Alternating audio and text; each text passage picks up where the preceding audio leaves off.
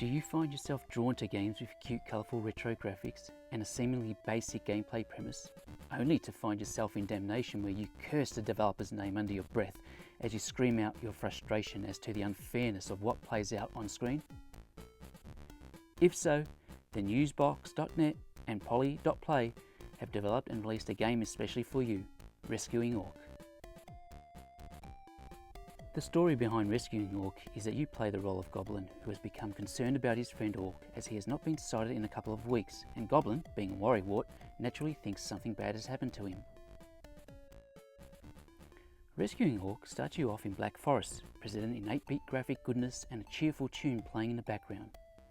The main character of Goblin looks good and you're ready to kick off what looks like will be a fun game. That is until you move on to the next few screens and reality hits you hard in the face. The Black Forest section of Rescuing Orc has a steep learning curve. There's nothing like the frustration of missing a pixel-perfect jump and having to backtrack a few screens through respawning enemies only to miss the same jump again and again to dampen the gamer's experience.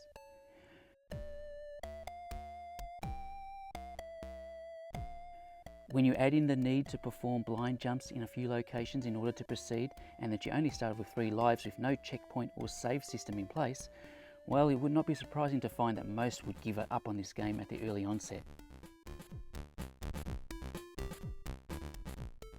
But if you persist long enough to become familiar with the jumping mechanism and recognise that patience is a key to the game, then you will be rewarded by eventually making your way through to Orc's house, where you get to find out that he has gone to see the Oracle on important business.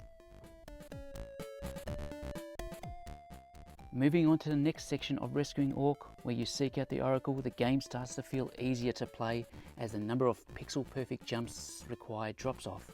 Or perhaps you've mastered the jumps to the extent that they don't feel difficult anymore.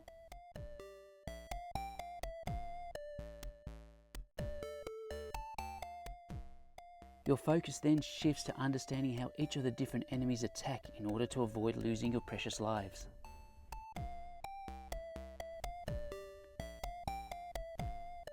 Most enemies require multiple hits before they die, but the way they each react after getting hit differs. Some, like the flying bats or floating sorcerers, will repel away before honing back in on you. There are others that require a lot more guile and patience, with some either sprinting right at you for a short distance after getting hit, while others will throw spears at you just as you approach them for the attack.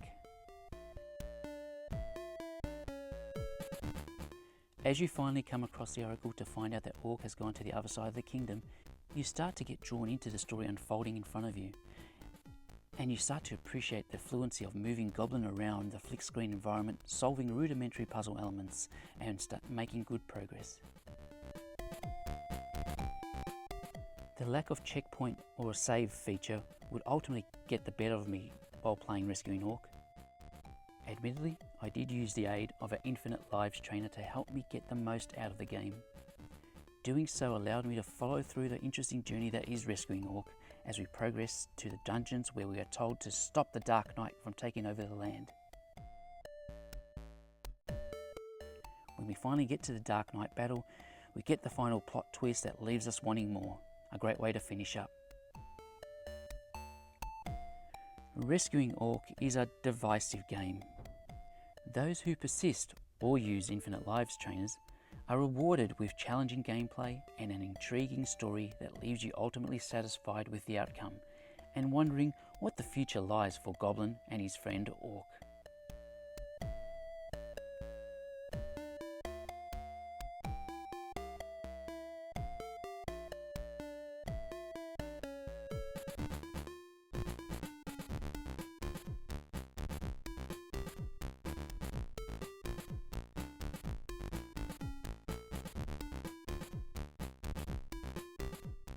Now let's take a quick look at the boxed edition of Rescuing Orc. The artwork on the box is wonderful. It contains a detailed and colourful depiction of Goblin holding his sword and trying to find Orc through the Black Forest. The illustrations on the spine of the box are quite nice as well and fits in very well with the overall theme. As I pick up the diskette boxed edition, I'm a little surprised on how light it feels, especially compared to the recent boxed editions for Galencia and Sam's Journey. As I pull out the outer sleeve to reveal the contents of the box, we can see that the items are generally represented with a foresty, woody look to them, which fits in very well with the overall theme of the game. First, we have an SD card containing a digital copy of the game, along with a number of other bonus items including MP3 soundtracks and conceptual art images. The game manual contains a number of great illustrations relating to the game environment.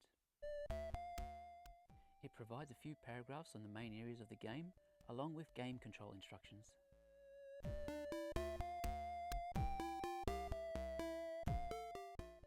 Next, we have the game diskette, with a great looking game label.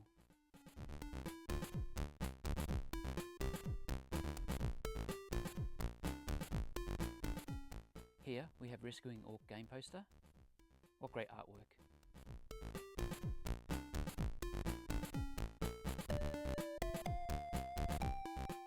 And to finish off, we have various stickers from Polyplay.